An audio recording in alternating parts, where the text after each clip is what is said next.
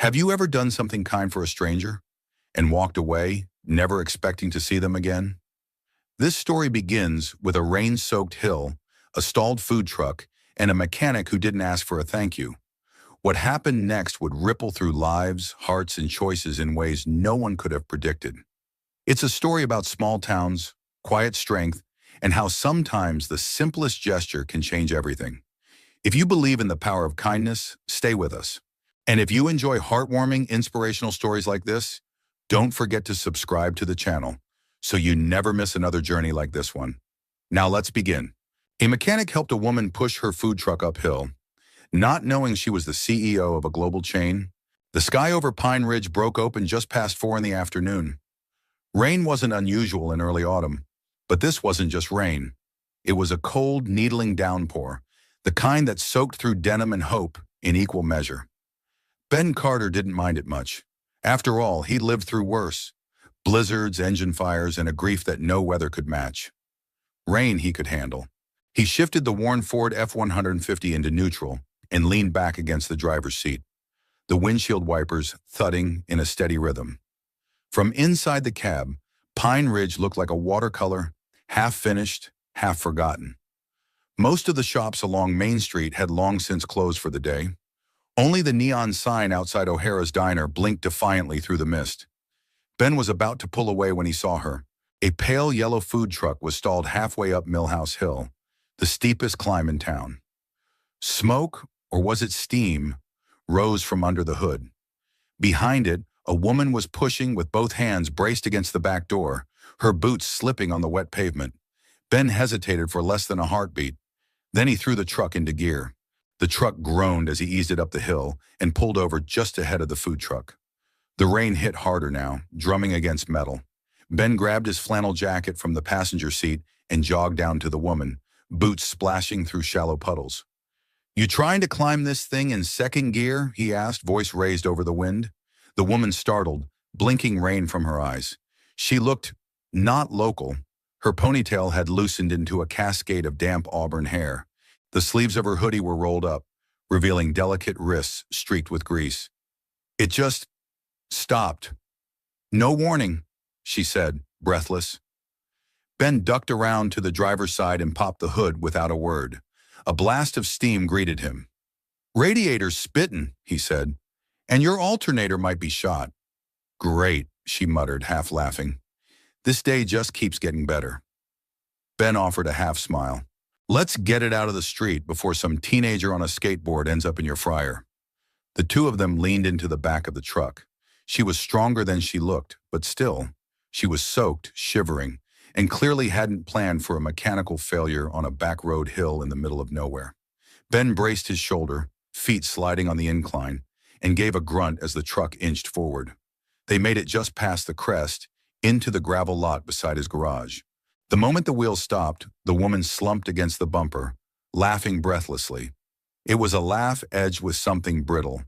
Relief, maybe, or exhaustion. Ben crouched beside her. "You all right?" She nodded, swiping her sleeve across her forehead. "I've been to 5 towns this week. This one decided to break me."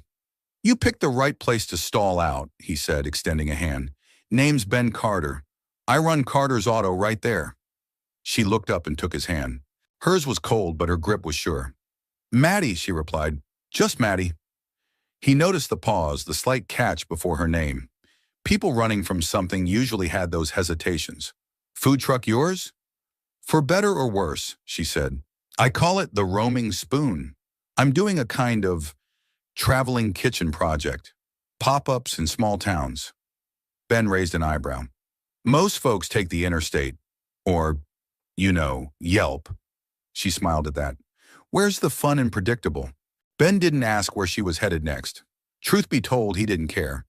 There was something in the way her shoulders slumped, like someone who'd been strong too long, and he didn't have it in him to let her sit alone in the rain. "You hungry?" he asked.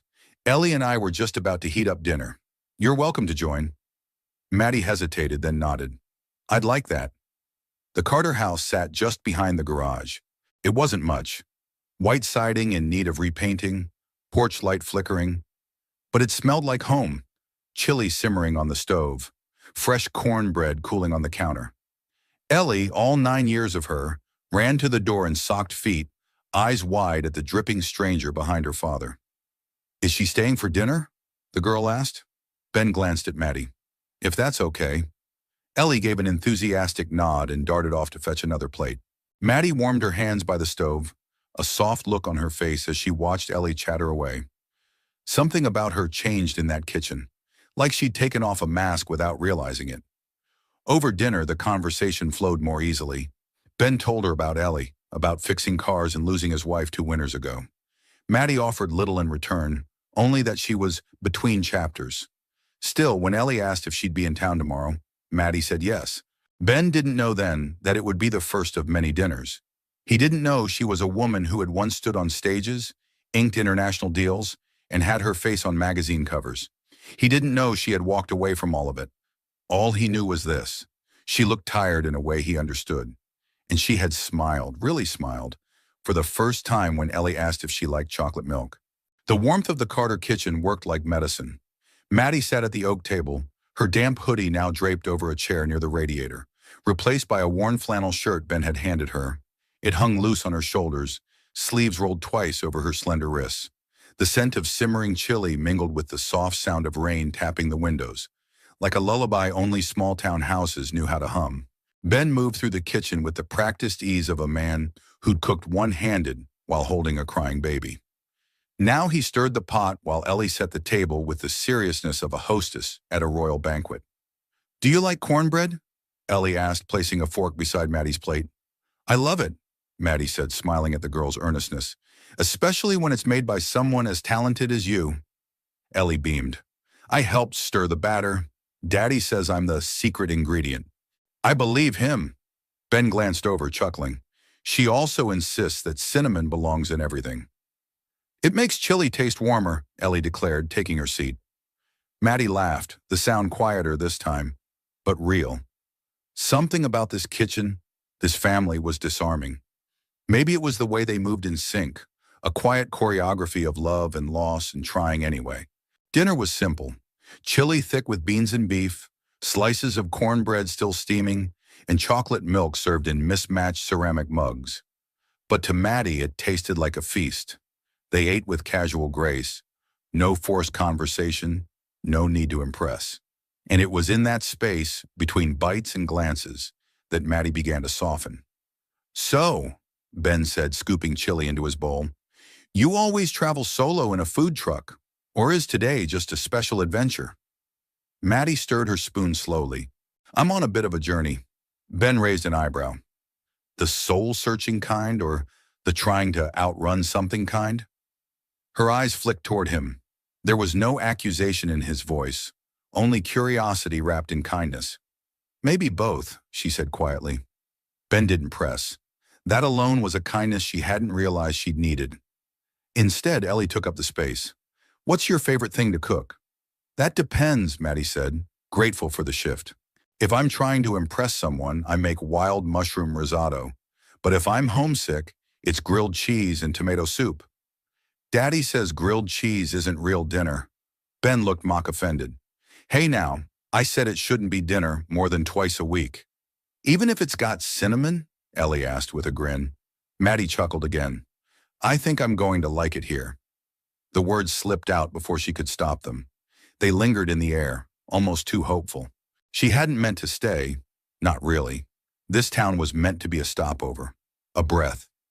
But now, sitting here with these two, father and daughter, so open, so real, it felt like something different. Ben cleared his throat. "You've got a place to stay tonight?" "I was going to sleep in the truck," she said. "I have a cot in the back." "In this weather?" His brow furrowed. "Look, I've got a guest room.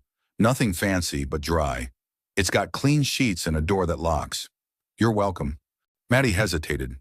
She'd been taught not to trust generosity that came too quickly, but there was no angle in Ben's offer, no hidden motive, just a tired man with soft eyes who didn't want her to sleep cold. "Thank you," she said finally. "That's kind of you." "It's what folks do around here," he said, rising to clear the dishes. "Besides, Ellie already decided you're staying." Maddie turned to the girl. "Is that true?" Ellie nodded solemn. You laugh like you forgot how, and then remembered again. I think that means you're good. Maddie blinked. She hadn't expected to be seen so clearly by a child. Later, Maddie stood at the window of the small guest room, staring out at the night. Rain still fell, though gentler now, as if even the weather had decided to rest. On the desk sat a candle and a folded towel. Someone had placed a book there too, an old paperback copy of To Kill a Mockingbird, its spine cracked with love. The room wasn't special by any material measure, but it was warm. It was safe. She sat on the edge of the bed, the weight of the day finally settling into her bones. What was she doing here? This wasn't the plan. She was supposed to stay detached, low profile. One town, one meal, one story, then move on. No attachments, no names, no traces. And yet, the smell of cinnamon still lingered in her hair. Her stomach was full, her heart a little less so. Outside the window, the garage lights shut off. A moment later, she saw Ben cross the lot, his silhouette etched against the mist.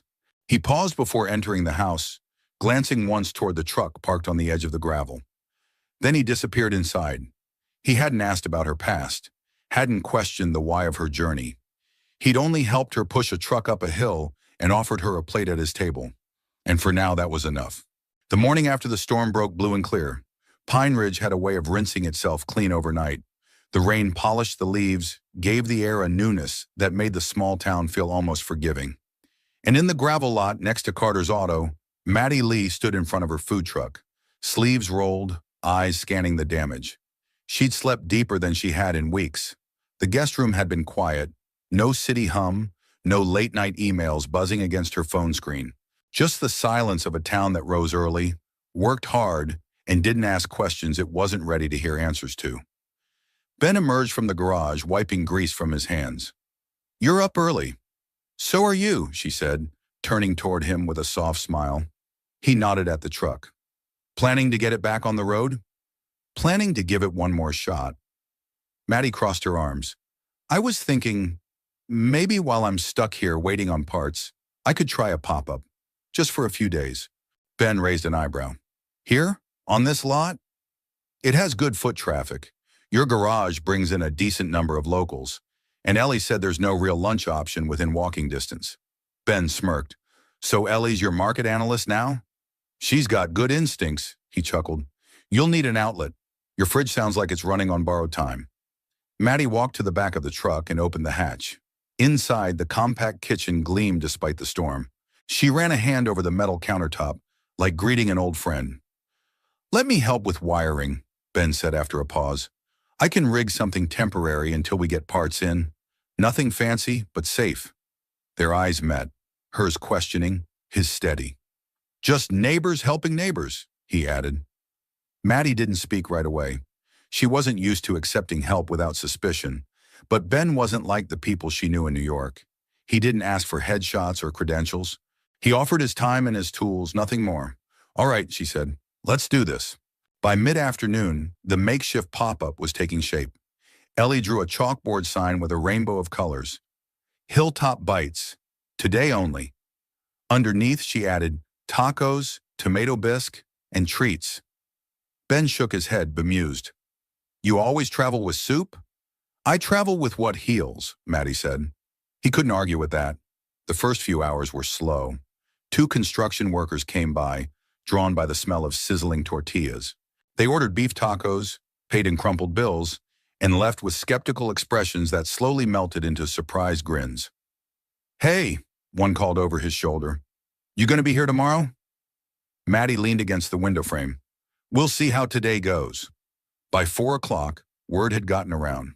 A retired couple stopped by for tomato bisque and grilled cheese. Real grilled cheese, Maddie emphasized, no cinnamon. An art teacher from the local elementary school took photos of her lunch for Instagram. A deputy sheriff asked if she'd ever consider catering the department's staff meetings. Ben watched it all from his workshop, arms crossed, face unreadable. There was something about watching Maddie work that stirred a dormant feeling he hadn't noticed in years. She wasn't just cooking, she was connecting. She asked about names, remembered faces, gave second helpings to a man who didn't have enough for a full lunch. Her smile wasn't rehearsed, her laugh wasn't curated. This was someone who once lived in high places and now found grace in simple ones. As the sun dipped behind the hills, Maddie leaned back in a folding chair, wiping her brow with a towel. "That was a day," she said. Ben offered her a bottle of water. "I'll admit it, I didn't think tacos would fly here." They didn't.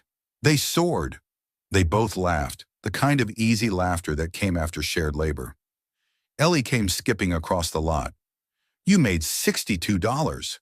Maddie blinked. "Really?" Ellie nodded, proud. "I counted it twice. That's more than Daddy made last Monday." Ben threw his daughter a look. "We don't disclose garage revenue, young lady." "But this was fun," Ellie insisted. "Can she stay tomorrow too?" Maddie looked to Ben, then back at Ellie. "If your dad doesn't mind." Ben paused, then gave a slow nod. "I don't mind." Something shifted then. A new comfort. A silent contract between them. Unspoken, but understood. That evening, Ben sat on the porch. Legs stretched out, a beer in hand. The twilight painted Pine Ridge in gold, softening the edges of worn rooftops and rusted mailboxes. Maddie stepped outside wearing a cardigan she'd borrowed from the coat rack by the door. "You always sit out here?" she asked. "Most nights," he said. "It's quiet. Makes the world feel smaller." She settled into the chair beside him. "I've spent the last 10 years trying to make the world feel big. And it was lonely," she said simply. Ben turned to look at her. "You don't seem like someone who's failed." She laughed softly. "Depends how you define failure. I built something people admire, but somewhere in the middle of board meetings and branding deals, I stopped recognizing myself. Now," she took a breath, "now I make tacos on a hill beside a man who thinks cinnamon has its place, and I feel closer to myself than I have in years." He looked away, suddenly bashful. "You ever think about staying longer than a few days?" Maddie didn't answer right away. The cicadas buzzed in the distance, and a breeze carried the scent of tomato soup and autumn leaves. "I think about it more than I should," she finally said. Ben didn't press. He just let the silence hang between them like a question neither was ready to answer. Not yet. But the seed had been planted. The second day was busier. By noon, the line at Hilltop Bites snaked past the edge of the gravel lot and onto the sidewalk. A handwritten sign taped to the food truck read, "Sold out of soup, back tomorrow," in Ellie's blocky handwriting, with a little frowning tomato drawn underneath. Maddie moved with the smooth rhythm of someone who belonged behind a stove. Her hands were quick but never rushed. She added fresh cilantro like an artist flicking the final stroke on a painting. Every plate she passed through the window came with a smile and a question. "How's your mom holding up? You teaching that new puppy any tricks? Still doing Friday night bingo?" People came for food, but they stayed for the conversation. They left with more than full stomachs. There was something about Maddie's presence that made folks feel seen. In a town like Pine Ridge, where most people kept their heads down and their lives simple, being noticed was a rare gift. From across the lot, Ben watched her work while pretending to tinker with an old radiator. But every few minutes, his eyes wandered back to the truck, drawn by the sound of her voice, the laughter that spilled from her service window like warm bread from an oven. Frank Delgado, the retired restaurant owner who'd become something of a fixture at Carter's Auto, nudged Ben's elbow with a grin. "Let me guess, you fixed the truck for free, huh?" Ben wiped his hands on a rag. "Didn't charge labor." "Didn't think so," Frank said, chuckling. "She's got that look." "What look?" "The kind that makes a man forget he's tired." He paused, then added, "You ought to be careful, Ben. A woman like that's been places. She might not be staying." Ben didn't respond, but Frank's words lingered like the smell of motor oil, faint but stubborn. That afternoon, a frail woman with thinning white hair approached the food truck with a cane in one hand and a coin purse in the other. Her eyes were cloudy but sharp enough to notice the menu. "You still got the soup, sweetheart?" Maddie leaned out the window. "I saved one bowl just in case you came back. Ellie told me tomato bisque is your favorite." The woman blinked. "She did? She said your name was Miss Pauline, and you used to be the librarian." "Edononum, that was a long time ago," Pauline said, voice wavering. Maddie handed her the bowl gently, with a thick slice of grilled cheese on the side. Some things deserve to be remembered. Pauline sat at the little bistro table Maddie had set up with Ben's help. When she finished, she wiped her mouth and quietly began to cry. Ben watched from the porch of the garage. He didn't need to hear the words to know what was happening. Some meals weren't about hunger. Later, when the crowd thinned and the sun dipped behind the ridgeline, Ben brought Maddie a glass of sweet tea and leaned against the truck. "You made Miss Pauline cry." Maddie looked up, startled. "Oh, God, I didn't mean—" "No," he said softly. "It was a good kind of cry. She hasn't come out much since her husband passed. Seeing her laugh with Ellie, that was new." Maddie exhaled, brushing a loose strand of hair from her face. "I just fed her soup." Ben shook his head. "You fed her something more than that." She didn't reply, but her eyes softened. That evening, Maddie sat with Ben and Ellie on the porch, wrapped in a light blanket Ben had pulled from the back of the couch. The air was cooler now, carrying the promise of fall. Crickets hummed, and the distant sound of someone playing guitar echoed from a nearby house. Ellie leaned against Maddie's shoulder, her eyes heavy. "She's out," Ben whispered. Maddie smiled down at the girl. "She's a good kid." "She's everything," Ben said. "Some days I think she saved me more than I saved her." "Ah," Maddie turned toward him. "You talk about her mom much?" Ben took a breath. "A little. Ellie was 5 when she passed. Lung cancer. And the hardest part wasn't the loss. It was waking up the next day and trying to make breakfast like the world hadn't ended." Maddie didn't speak, but the look in her eyes said everything. She knew grief. She'd worn it like a second skin, invisible but always present. Ben looked at her. "You ever been married?"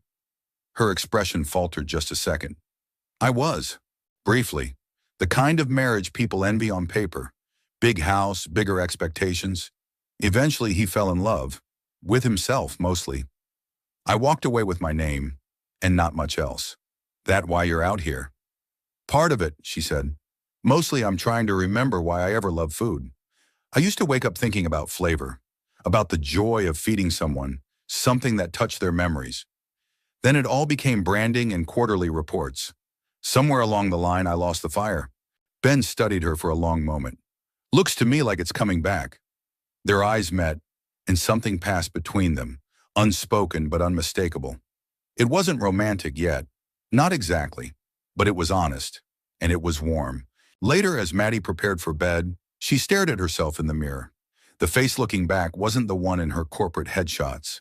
There was no gloss, no artifice, just tired eyes, flushed cheeks, and a faint smile she hadn't worn in years. She looked real. And for the first time in a very long time, that felt like enough. The next morning, the sunlight came late and slow, stretching like honey across the gravel lot. Maddie stood in the food truck with her hands wrapped around a chipped mug of coffee, watching a hawk circle above the pine trees. The quiet of the town had become almost sacred to her. No honking horns, no conference calls waiting in her inbox. Just the whisper of wind through yellowing leaves and the occasional clank of Ben's tools in the garage next door. The third day of Hilltop Bites had brought more customers, more conversations, and something harder to name. An ease she hadn't felt in years. Still, a weight tugged at her chest, subtle but steady. That weight had a name and a history. She reached for her phone and turned it over in her palm. 17 missed calls, all from unknown. She hadn't told Ben, hadn't told anyone, but she knew exactly who had been calling. She locked the screen again, slipped it into the drawer under the cash box, and forced a smile as Ellie ran across the lot waving a bundle of wildflowers. "For your truck," the little girl chirped, "and for the table." Maddie accepted them like a blessing. "Thank you, sweetheart. These are beautiful." Ben followed behind more slowly, wiping grease from his hands with a shop rag. "Morning. That truck starter finally gave up. I've got a new one on order. It'll be here by Friday." "That soon?" Maddie asked. He nodded. "Pine Ridge may be small, but we move quick when we like someone." She laughed, but the sound was thinner than usual. Ben caught it. He didn't say anything right away, just tilted his head slightly, reading her the way only someone who'd spent years living in quiet could. "You sleep all right?" he asked. She hesitated. "Mostly. Trouble back home?" A long silence stretched between them. Then Maddie turned away, stirring a pot of chili that didn't need stirring. "Some ghosts are louder than others," she said softly. Ben let the words rest. He knew better than to push. But something about the distance in her eyes lingered in his mind, long after she walked back into the truck. Later that afternoon, Ben worked alone under the hood of an old Dodge while Ellie played hopscotch on the oil-stained concrete. A breeze kicked up dust from the lot, and with it came the low hum of voices drifting from the food truck. Maddie was talking to someone. Ben didn't mean to listen, but something in her tone, tight, formal, guarded, caught his ear. "I told you not to call this number." "No, I'm not coming back yet, because I need time. That's why." A pause. "No, I'm not giving up the company, but I'm not giving up myself either." Ben straightened, slowly closing the hood. The conversation ended abruptly. Moments later, Maddie stepped out of the truck, her phone clutched tightly in her hand, knuckles white. She looked different, flushed, agitated, more Madison Lee than Maddie the cook. Their eyes met across the lot. He didn't ask. She didn't explain.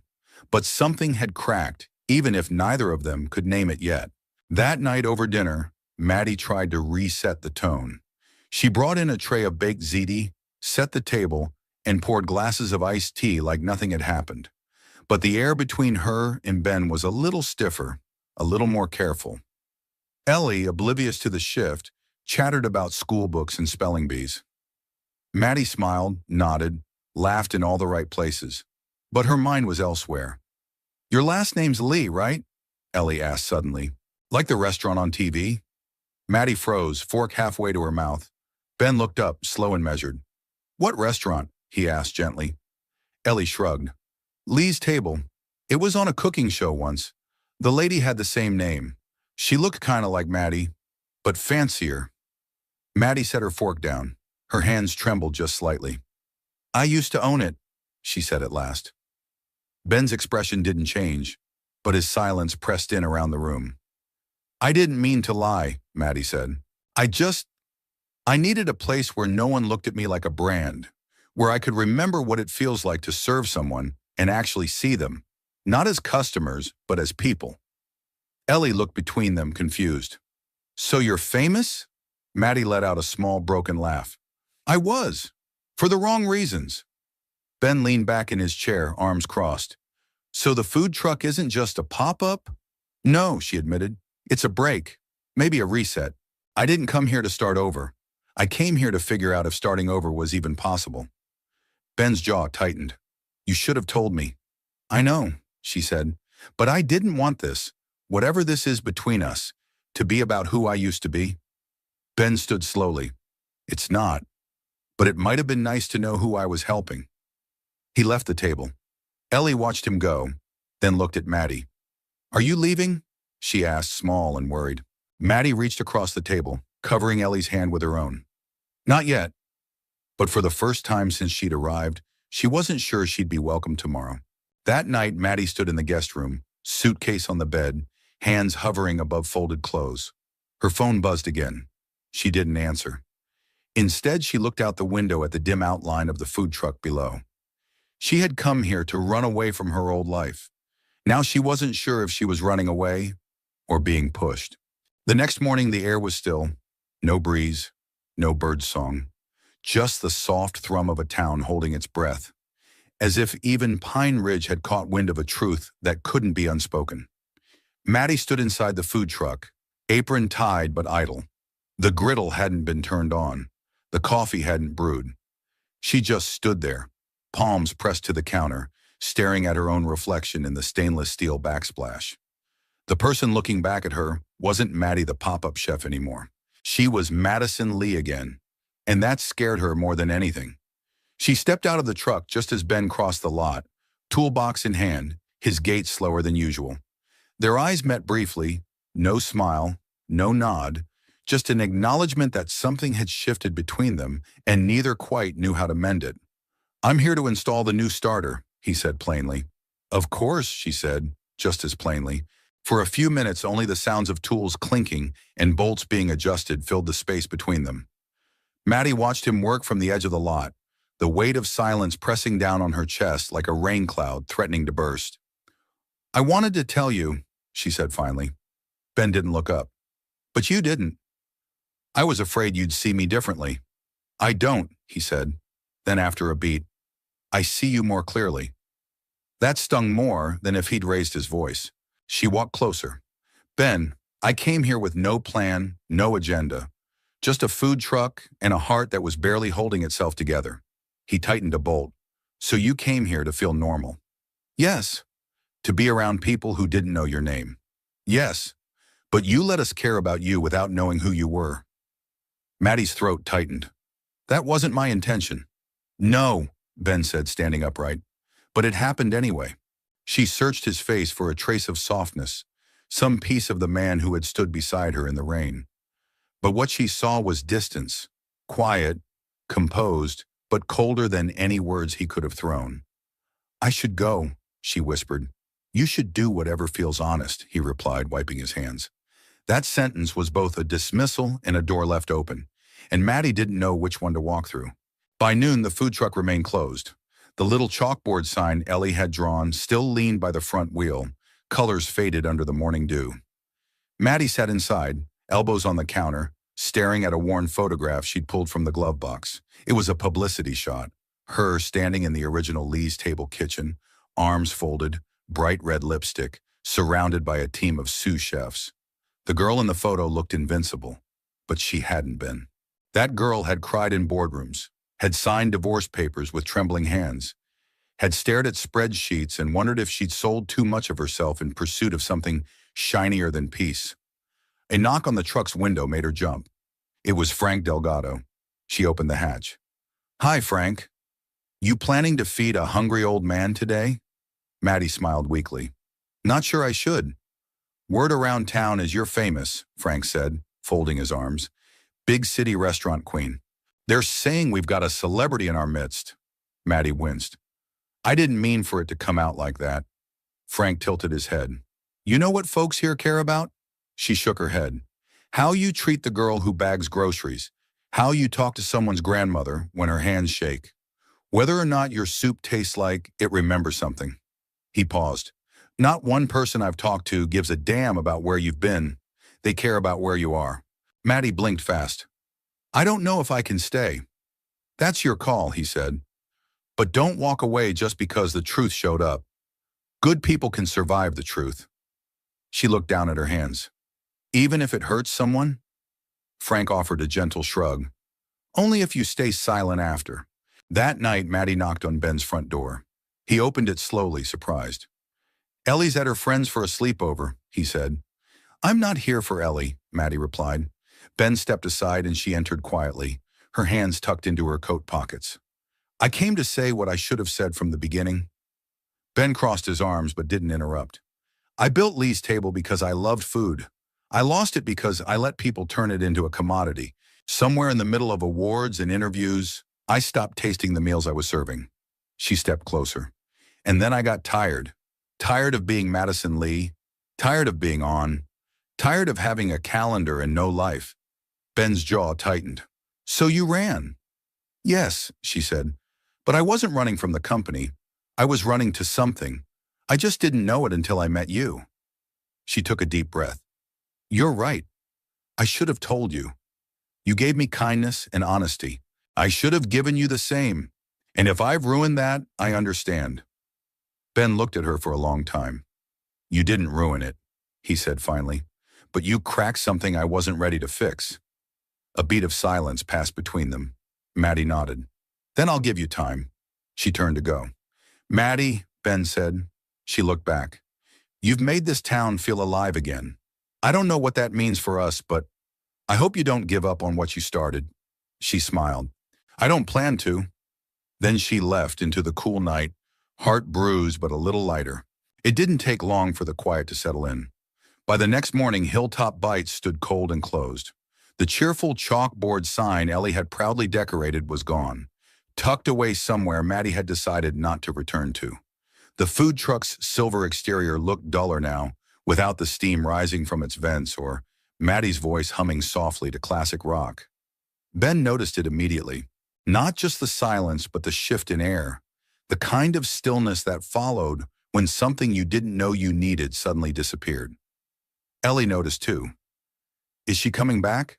She asked that evening at dinner, her voice too casual for her age, as if afraid of the answer. Ben paused, his fork hovering over a piece of grilled chicken. I'm not sure. Ellie pushed her food around with the back of her fork. She made me promise to try her cinnamon brownie recipe. We didn't get to yet. Ben offered a faint smile. Maybe she'll send it. Ellie frowned. But it's not the same. No, it wasn't.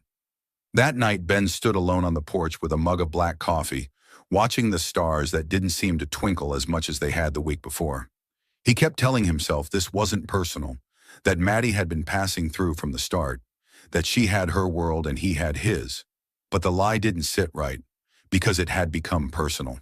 Somewhere between the soup and the shared silences, between Ellie's laughter and that look Maddie gave him just before she walked away, Ben had let her in, and now she was gone. 3 days passed, no word, no return. Only the silence, the way it stretched into the garage, into the kitchen, into every conversation with Ellie that stopped just short of asking, "Why did you let her go?" On the 4th day, Ben found himself rummaging through the drawer of unpaid invoices beside the garage office. Among the paperwork, tucked inside a manila envelope she must have left behind, was a thin leather-bound notebook. It wasn't labeled, just a small loop of handwriting on the first page, recipes and memories. Ben thumbed through it.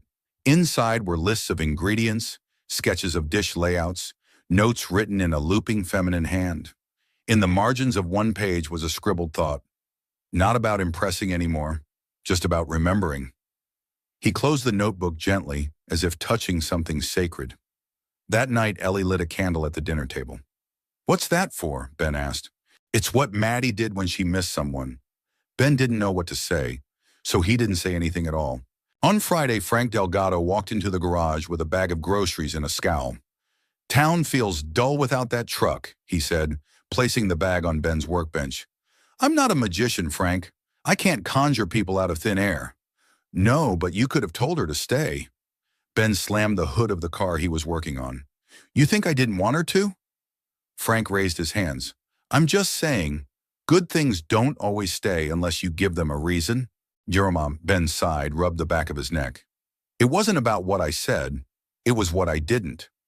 "Then maybe you need to say it now." Ben looked up, eyes weary. "And if she's already gone?" Frank picked up the leather notebook from the bench and handed it to him. "Then at least you'll know you tried." That evening, Ben sat on the porch steps with the notebook in his lap. He flipped to the last page. Tucked inside was a folded napkin with a short note scribbled in blue ink. "For the man who reminded me what real feels like." No name, no address, just that. Ben stared at the words until the porch light flickered on and Ellie appeared behind him, blanket wrapped around her shoulders. "You still thinking about her?" she asked. He nodded slowly. "Yeah, me too." She sat beside him, leaning her head on his shoulder. "I think she left because she was scared," Ellie said, voice quiet. "Not because she didn't care." Ben looked down at her. "How do you know that?" "Because she hugged me like a mom does," she said, "and she cried in the kitchen when she thought I couldn't see." Ben closed his eyes. Some things didn't need to be spoken. They just needed to be felt. The next morning, Ben opened the garage late. He couldn't focus. Couldn't hear the usual clink of tools over the echo in his chest. By lunch, he found himself standing beside the food truck, brushing a layer of dust off the window. The lock was still in place. He considered opening it, just stepping inside, smelling the faint ghost of tomato soup and lime wedges. But he didn't.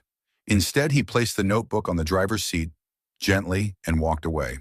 Later that night, after Ellie went to bed, Ben sat at the kitchen table, a plate of untouched food in front of him. The house felt too big, too quiet. He reached for the phone, almost dialed. But then, as if summoned by memory, he walked to the hall closet. He pulled down an old box from the top shelf, dusty and marked Claire's things. Inside were faded photographs, hospital bracelets, the dried petals of a pressed daisy Ellie had once given her mother. And beneath them, in a small velvet pouch, was an antique ring, worn silver, a tiny aquamarine in the center. Ben held it in his palm. He hadn't touched it in years. But tonight, it didn't feel like a weight. It felt like a promise waiting to be made again. The decision came quietly. No grand declarations, no thunderclap moment. Just a quiet Sunday morning, the smell of bacon on the stove, and Ellie sitting across the table with eyes too wide for her age. She left because she thought you didn't want her. Ben looked up from his coffee. It's not that simple, sweetheart. Maybe it is, she replied. You didn't stop her. Her words settled into the kitchen like dust, soft but impossible to ignore. By afternoon, Ben had packed a small bag. He didn't tell Ellie they were going to New York until they were already halfway down Route 26, the old pickup rumbling toward the interstate. You sure about this? He asked as she leaned her head against the window. Ellie nodded. We're not going to make her stay, right? No, he said. We're going to tell her she's still welcome. That seemed to satisfy her. Neither of them spoke much the rest of the way. New York City hit them like a slap of cold wind and noise. The taxi ride from the train station was a blur of honking horns, flashing billboards, and people who didn't glance up from their phones even when nearly clipped by traffic. Ellie's eyes were saucer-wide as she stared out the window. This place is loud, she whispered. Ben agreed. Every honk felt like an accusation. The headquarters of Lee's Table sat in a sleek glass tower in Midtown, its name embossed in silver across the building's awning. The lobby was all marble and echo, the kind of place that made a man like Ben feel like he should have worn something better than a flannel shirt and work boots. Still, he stepped forward. The receptionist looked up with the practiced indifference of someone who'd seen 1,000 faces that day. Can I help you? I'm looking for Madison Lee, Ben said.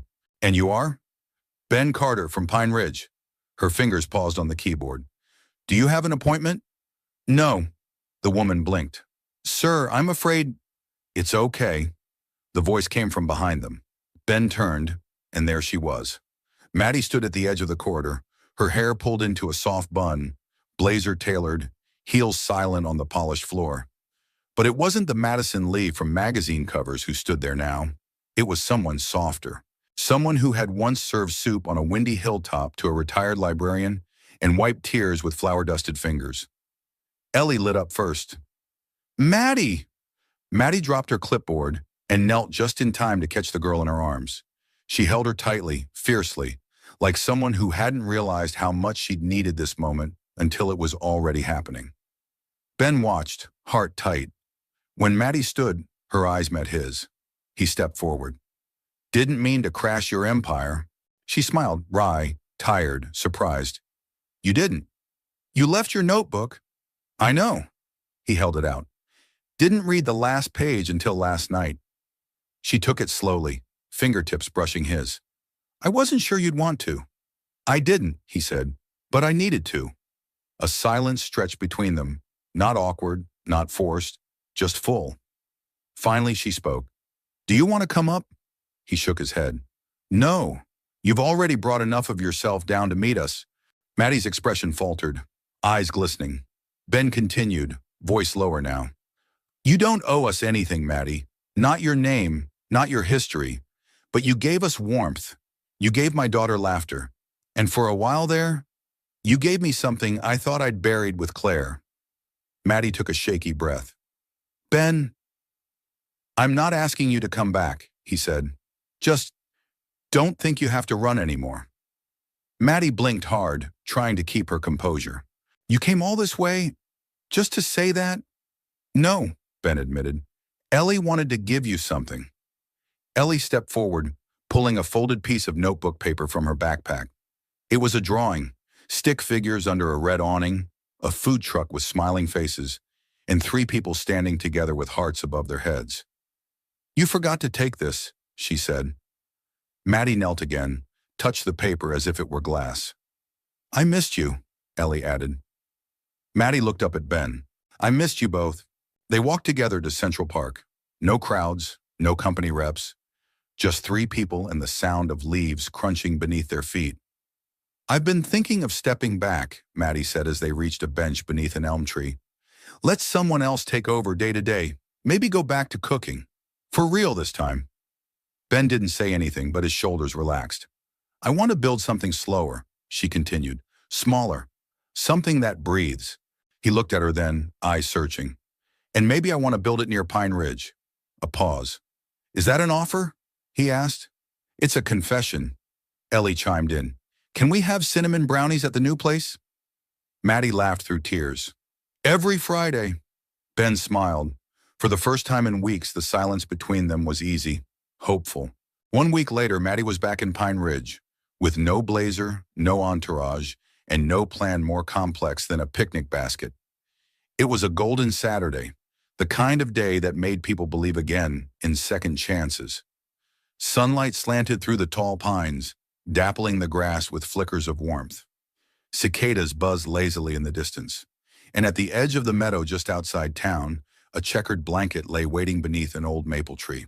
Ben stood beside it, watching her approach with Ellie skipping ahead, her braid bouncing behind her like punctuation marks to her joy. "You brought a whole basket," he called. Maddie grinned. "You didn't think I'd return empty-handed, did you?" She opened the wicker lid to reveal sandwiches wrapped in wax paper, mason jars of lemonade, a Tupperware container filled with cinnamon brownies, and, because she knew her audience, a thermos of creamy tomato bisque. Ellie clapped. "You remembered the soup." "I remember everything you told me," Maddie said, tousling the girl's hair. Ben helped her settle the blanket and sat down, legs stretched, arms resting loosely on his knees. Maddie sat beside him, the breeze lifting strands of her hair as she poured lemonade for all three of them. "You ever just sit and not talk?" she asked. Ben tilted his head. "Frequently. Small-town specialty." She smiled and looked out over the hills. "New York is noisy. Even in my apartment, there's always something humming. An elevator, a heater, the neighbor's TV. Here, it's like the air itself is calm. It grows on you," he said. "It already has." They ate in comfortable silence for a while. Ellie leaned against Maddie's side, eyes closed, content just to be held. The sun painted golden lines on their faces, like a gentle benediction. After a while, Maddie spoke again. "I've given formal speeches to shareholders, delivered keynote addresses to culinary institutes. But today, I just want to tell two people something real." Ben glanced at her, the weight of her words drawing his full attention. "I left because I thought it would be easier to walk away than to face something I was starting to want," she said, voice steady but low. "But I missed the sound of the gravel under my boots. I missed Ellie's stories. I missed you asking if I put cinnamon in my chili. I even missed the rattle in the food truck's fridge." Ben chuckled softly. "Still haven't fixed that." She looked down, fingers nervously twisting the hem of the blanket. "I don't want to live behind a brand anymore. I want to live beside people, build something slower, more meaningful." Ben's voice was quiet. "You thinking about doing that here?" She nodded. "I've been scouting spaces for a small kitchen, maybe a sit-down counter, home-cooked meals, no press, no branding, just food and stories." He leaned back on his elbows. "What would you call it?" Maddie thought for a long moment. "True Table," she said finally. Ben let the name hang in the air like a melody. "I like it. I want it to feel like dinner at your house," she added, glancing at him. "Simple, honest, healing. You'll need help. I'm counting on it," she said, her voice softer now. "I'd like it to be a family thing." Ben blinked. "You mean, with me?" "And Ellie," she said. "If you're open to that." Ellie, who had been pretending not to listen, immediately popped up. "Can I take orders?" Maddie laughed. "You can run the whole front of house if you want." Ben's smile was slower to appear, but when it did, it settled deep. "We'll need to work out the menu." "I'm flexible," Maddie said, her eyes locked with his. "Except on the soup. That stays." They sat a while longer under the maple, watching a hawk glide lazy arcs across the sky. Then almost shyly, Maddie turned toward Ben. "There's one more thing." He raised an eyebrow. She reached into the picnic basket and pulled out a small envelope. "It's a list of all the investors who offered to fund the restaurant, and a letter I wrote declining them." Ben took the envelope. "You're serious. I want to do this the right way. No strings, no outside pressure, just people who believe in the heart of it." He looked down at the envelope, then back at her.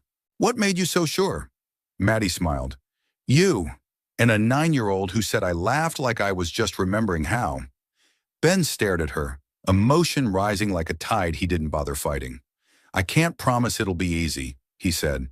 "I don't want easy," Maddie replied. "I want real." He reached over, took her hand. "Then you're in the right place." Ellie interrupted the moment with a declaration. We should do picnics every weekend. Only if you're in charge of brownies, Maddie said. Deal. As laughter echoed through the field, Maddie leaned her head lightly against Ben's shoulder. He didn't move. Just let her rest there, like it was the most natural thing in the world. No titles, no fear, just a promise sealed in sunlight and soup. The coming soon sign went up 2 weeks later. Hand-painted, slightly crooked, and utterly perfect. True table, real food, real stories. It hung above the front porch of a whitewashed cottage at the edge of Pine Ridges downtown, where a bakery had once stood decades ago. The windows had been scrubbed clear, the floorboards sanded and stained by Ben himself, and the old wooden countertop inside had been lovingly restored by hand. Maddie had wanted it that way. No chrome, no digital menus, just warmth, wood, and the scent of something slow-cooked and generous in the air. I want it to feel like someone's kitchen, she told Ben as they stood inside on opening morning, aprons tied, the scent of cinnamon biscuits already drifting through the space. Ben surveyed the room. 6 tables, a long counter with mismatched stools, strings of Edison bulbs overhead, and fresh flowers in mason jars by the windows. Ellie had written the menu on a chalkboard that leaned slightly to the left. She had included a doodle of a smiling soup bowl. You sure you're ready? Ben asked. Maddie nodded. I've never been more ready for anything. The door opened promptly at 10. First came Frank Delgado, dressed in a button-down shirt he hadn't worn since retirement, followed by Miss Pauline, whose cane tapped a steady rhythm on the new floors. A pair of high school teachers. Then the mayor himself. A trickle of customers turned into a quiet stream. And just like that, True Table was alive. By noon, every table was full. Maddie worked the stove in the back. Calm, steady, radiant in the way someone becomes when they've finally found where they belong. She wore no makeup, no name tag, and no armor. Just flour on her apron and purpose in her smile. Ben moved between the tables, serving plates with a quiet pride. Ellie manned the register, occasionally offering unsolicited but endearing menu suggestions. Try the soup, she'd whisper. It's magic. At one table, Miss Pauline dipped her spoon and let out a sigh. It's like the past and the future are hugging. Maddie overheard and her eyes welled. Around 3 o'clock, a tall man in a suit walked in.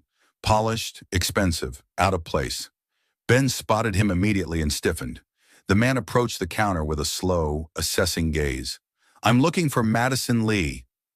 Maddie stepped forward, wiping her hands. You found her? He glanced around. Didn't expect to see you in flannel and flour. You're not the first, she replied. I represent a consortium that would like to extend another investment offer. International expansion, multi-location branding. We believe your return to form could be... I'm not returning, she interrupted gently. I'm beginning. He blinked. You're walking away from global opportunity. For this? Maddie smiled. This is the opportunity. The man tried again.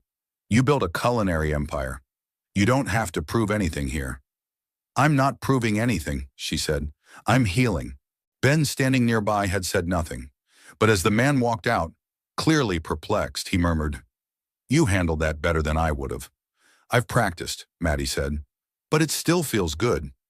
He looked at her with admiration, and something more. You're really not going back? I already am, she said softly. Back to where I was always meant to be. That night, after the last dish had been washed and the final light dimmed, the 3 of them sat on the front steps of True Table eating leftover brownies straight from the pan. I think we did okay, Maddie said, her head resting against Ben's shoulder. You fed half the town and made Miss Pauline cry again, Ben said. I'd call that a success. Ellie yawned and leaned against Maddie's other side. Do you think we'll be open forever? Maddie wrapped an arm around her. As long as people want soup, stories, and cinnamon. A warm breeze rustled through the trees as the stars blinked into view, one by one. Ben reached into his pocket and pulled out a folded napkin.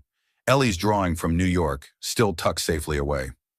She drew this before you came back, he said. Guess she knew. Maddie took it carefully, smoothing the creases. Guess she did. Ben hesitated, then added, You ever think about what forever might look like for us? Maddie turned to him. The the porch light catching the softness in her expression. All the time. They didn't kiss. Not yet. But the promise between them was louder than any vow. Inside, the kitchen still held the scent of baked bread and warmth. Outside, the night hummed with crickets in quiet belonging.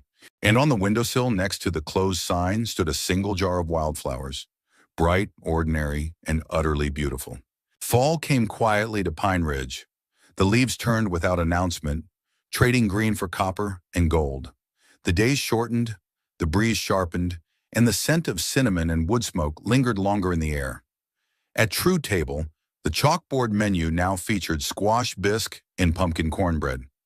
A little hand-drawn pumpkin Ellie had taped to the register gave the place an almost festive feeling, like the beginning of a season that mattered. Business was steady, but what truly grew was the rhythm of comfort, of familiarity, of something like family.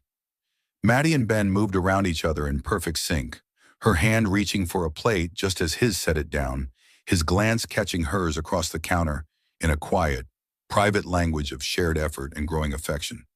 And still, he hadn't said the words. Not yet, not out loud. The ring had been in the bottom of the old toolbox for years. Ben found it one Sunday morning, rummaging for a wrench he hadn't needed in ages. The silver band was tarnished, but the aquamarine stone still caught light in a way that stopped him mid-motion. It wasn't Claire's wedding ring. That had been buried with her. This was a family heirloom, passed down from his mother. Claire had worn it briefly as a promise before their official engagement, and after she passed, Ben had tucked it away, unsure if it still belonged to anyone. Until now. He turned it over in his palm, thumb brushing the delicate pattern around the band. It wasn't grand, it wasn't modern, but it was quiet and beautiful, like the kind of love he'd come to understand too late, and maybe had found again just in time. That evening, Maddie was in the kitchen at True Table, sleeves rolled up, flour dusting her cheekbone. She was perfect in that moment, not because she was flawless, but because she was herself, present, rooted, alive. Ben watched her from the doorway. "You've got that look again," she teased without turning. "What look?" "Like you're about to say something and then change your mind." He stepped into the kitchen and leaned against the doorway. "You busy tomorrow afternoon?" She looked up. "What's tomorrow?" "Something I've been meaning to do."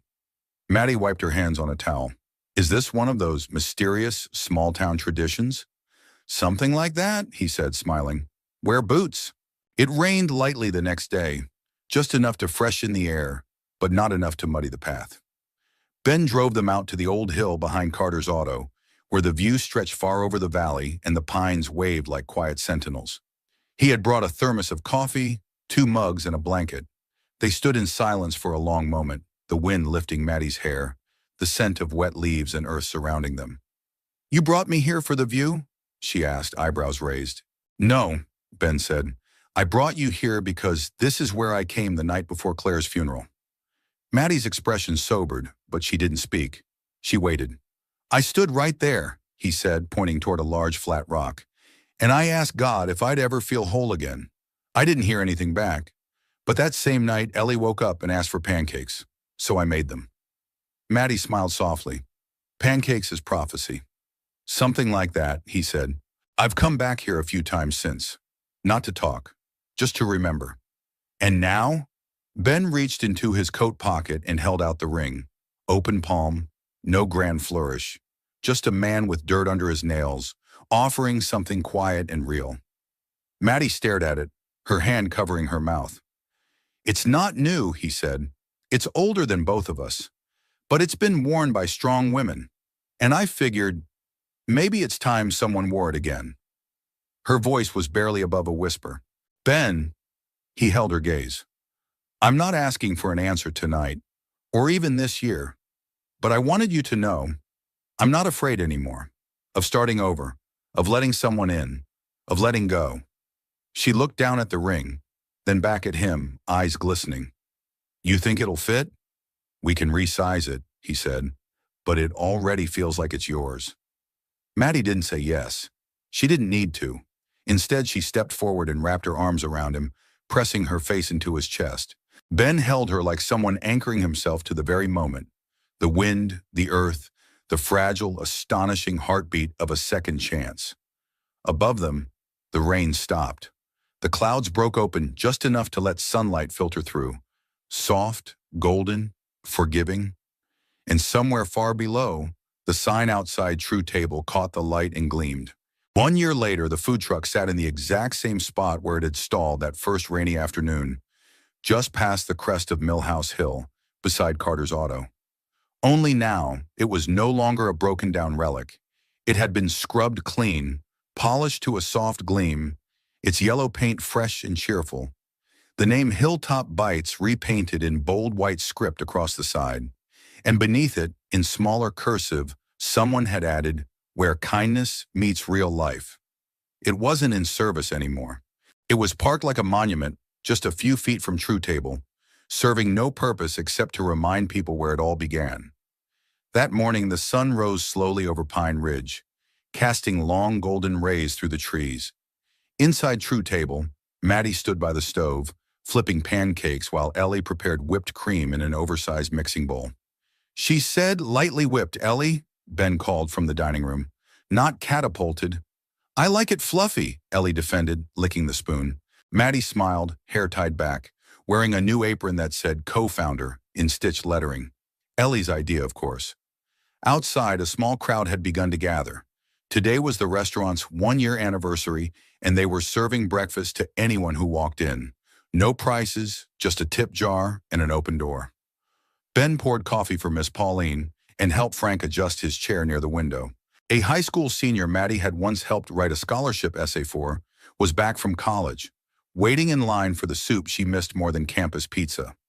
A young couple who'd had their first date at True Table sat holding hands at the corner table, smiling at each other like they'd won something rare. It wasn't just a restaurant anymore.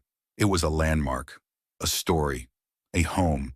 Around noon, after the last stack of pancakes had been flipped, Maddie stepped outside and stood beside the old food truck, hands in her pockets. She looked up at it the way one might look at an old friend, grateful, amused, a little teary. Ben came up behind her, placing a gentle hand on her back. "You miss it?" "Every now and then," she said. "It saved me." He nodded. "It brought you here." She leaned against the truck. "Sometimes I wonder what would have happened if you hadn't stopped that day." Ben looked at her. "I didn't stop for the truck." She turned to him. "No?" He shook his head. "I stopped because there was someone standing in the rain who looked like she was trying very hard not to fall apart. And I remembered what that felt like." She took his hand. They stood there for a long moment, the breeze lifting her hair, the air filled with quiet celebration. "I still haven't said yes," Maddie said softly. Ben smiled. "I'm not keeping score." She pulled the ring from her necklace, slipped it onto her finger with calm certainty. "Yes," she said. Ben blinked. "That was subtle." Maddie grinned. "So was your proposal." He pulled her into a hug, burying his face into her hair. "You're everything I didn't know I was still allowed to hope for." "And you," she whispered, "are everything I thought I'd lost forever." That evening, as the crowd dispersed and the chairs were stacked, Ben lit a candle on the windowsill and dimmed the lights. Ellie placed the last bouquet of wildflowers in the center of the main table. Maddie sat beside her little family, tired but radiant. Frank raised a glass of sweet tea and a quiet toast. "To second chances," he said. "And to cinnamon and everything," Ellie added, earning a laugh from every corner. "To kindness," Maddie said, raising her glass. Ben raised his too.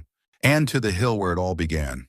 Later that night, when the doors were locked and the sign flipped to closed, the three of them stepped out into the cool night air. Above, the stars shone like promises, and beside them, the old food truck caught the light from the porch. Silent, still, proud. Ben wrapped his arm around Maddie's waist. Ellie nestled between them. They didn't need to say anything more. The past had brought them pain, but also purpose. The present had brought them together. And the future? It would be built from cinnamon, steel, soil, and second chances. Now I'd love to hear from you. Where in the world are you watching from? And what part of this story touched your heart the most? Let's talk in the comments. Your thoughts truly make this space feel like home. If you enjoyed this story and want to hear more tales of love, kindness, and second chances, Be sure to subscribe to the channel and turn on notifications. We've got many more coming your way. Thank you so much for spending this time with us. Until next time, take care and keep believing in the quiet power of goodness.